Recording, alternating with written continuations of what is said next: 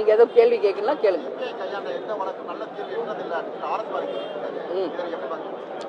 அவருக்கு தெரிஞ்சது அவர் சொல்றாரு. சிபிசிஐடினா மட்டும்தான் அங்க வழக்கு. இன்னைக்கு சிபிசிஐடியில் ஏற்கனவே விழுப்புரம், மரக்காணம், செங்கல்பட்டில் 22 பேர் இறந்து போனாங்கல்ல. அதுக்கு இது வரைக்கும் என்ன ரிசல்ட் வந்தது, என்ன தீர்வு வந்தது? ஒன்றும் கிடையாது. காலத்தை தாழ்த்துவதற்காக தான் இவங்க சிபிஐ வழக்கை கேட்கிறாங்க என்று அவர் சொல்றாரு. அப்படி கிடையாது. உண்மை நிலை என்ன என்பது சிபிஐ கிட்ட போகும் பொழுதுதான், அது ஆளுங்கட்சியாக இருந்தாலும் யாராக இருந்தாலும் உண்மை நிலை வெளியே வரும். அந்த உண்மை நிலை வெளியே வந்துட்டா இவங்க முகத்திரை கிழிக்கப்படும் என்பதனாலேயே சிபிஐ வழக்கு வரக்கூடாது என்பதை தடுக்கிறார் பாரதி அவர்கள். இது கண்டனத்துக்குரிய ஒரு விஷயம். இதுதான் எதிர்கட்சி தலைவராக இருந்தப்போ எல்லாத்துக்கும் முன்னாடி அவர் தான் போய் நிற்பாரு. எதுக்கு எடுத்தாலும் முன்னாடி போய் நிற்பாரு. ஏன் இன்னைக்கு முதல்வராக இன்னைக்கு உங்களுக்கு பதவி கொடுத்துருக்காங்களே, ஆளுக்கு முன்னாடி முதல்வர் தானே அங்க போய் பார்த்துருக்கணும் மக்களை. ஏன் பார்க்கல?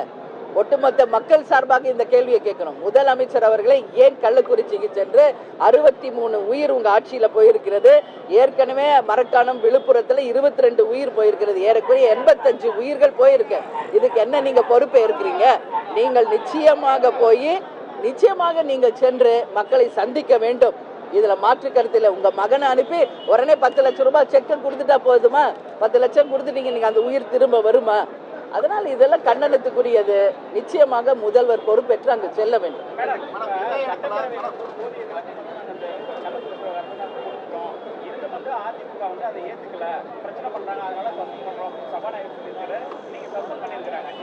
அதுக்காக இவங்க உண்ணாவிரதம் போய் உட்கார்ந்துருக்காங்க. அதுக்கு ஆதரவு தெரிவிச்சது நாங்க வந்திருக்கோம். என்ன விளக்கம் இவங்க கொடுத்ததை அவங்க ஏத்துக்கிட்டாங்க?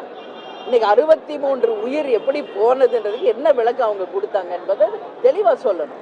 இன்னைக்கு ஒரு எதிர்கட்சியினுடைய வேலை என்ன? மக்கள் பிரச்சனையை பேசுவதற்கு தான் சட்டமன்றத்துக்கு போய் அவங்க குரல் கொடுக்கறாங்க. எங்க ஒரு சின்ன அசம்பாவிதம் அங்க நடத்தினாங்களா, இல்ல ஏதாவது தரைக்குறைவா நடந்துக்கிட்டாங்களா? எதுவுமே இல்லையே. ஒரு ஆளுநர் வந்தா புக்கை தூக்கி போறது, வெளியே போன்னு இவங்க தான் சொல்றாங்க.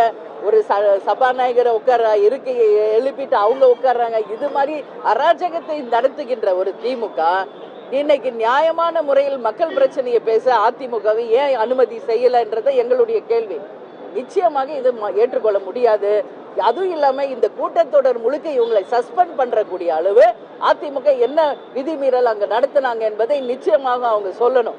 அது இல்லை என்றால் இந்த போராட்டம் அடுத்த கட்டம் மிகப்பெரிய ஒரு போராட்டமாக நிச்சயமாக நடக்கும் என்பதை நான் இந்த நேரத்தில் நான் சொல்றேன். 2026 மாற்றம் வரும்னு சொல்றீங்க. நேற்று தினமும் விக்கிரவாண்டியில பேசிய நாம் தமிழர் கட்சியினுடைய ஒருங்கிணைப்பாளர் திரு சீமான், அதிமுகவும் தேமுதிகவும் தேர்தல் காலத்திலிருந்து ஒதுங்கி இருக்கிறாங்க. இந்த தேர்தலில் தேமுதிகவும் அதிமுகவும் எங்களுக்கு ஆதரவு தெரிவிக்கணும்னு சொல்லி வெளிப்படையா ஒரு கோரிக்கை வச்சிருக்காரு. தேமுதிகவுடைய நிலைப்பாடு அவர் வெளிப்படையாக ஆதரவு கேட்டிருக்காரு. அதற்கு அவருக்கு எங்களுடைய வாழ்த்துக்களை நாங்கள் தெரிவிச்சுக்கிறோம். ஆனா எங்க நிலைப்பாடில் நாங்கள் உறுதியாக இருக்கிறோம். இந்த இடைத்தேர்தலை பொறுத்த வரைக்கும் தேசிய முற்போக்கு திராவிட கழகம் புறக்கணிக்கிறது என்பதை தெளிவாக நாங்கள் சிந்திச்சு தான் அறிவிச்சிருக்கோம். இதுவரைக்கும் தமிழகத்தில் நடந்த அனைத்து தேர்தல்களையும் சந்தித்தவர்கள் தான் தேமுதிக. முதல் முறையாக தான் இதை புறக்கணிக்கிறோம். அதுக்கு ஒரே ரீசன், அண்ணன் சொல்ற மாதிரி நான் சொல்ற மாதிரி, ஈரோடுல ஆட்டு மந்தைகளை அடைத்தது போல இன்னைக்கு எல்லா மக்களையும் அடைச்சி வச்சு ஒரு அநாகரிகமான ஒரு அரசியலை அன்று கையில் எடுத்தாங்க. ஈரோடு இடைத்தேர்தல் அது ஒன்றே அதற்கு சாட்சி.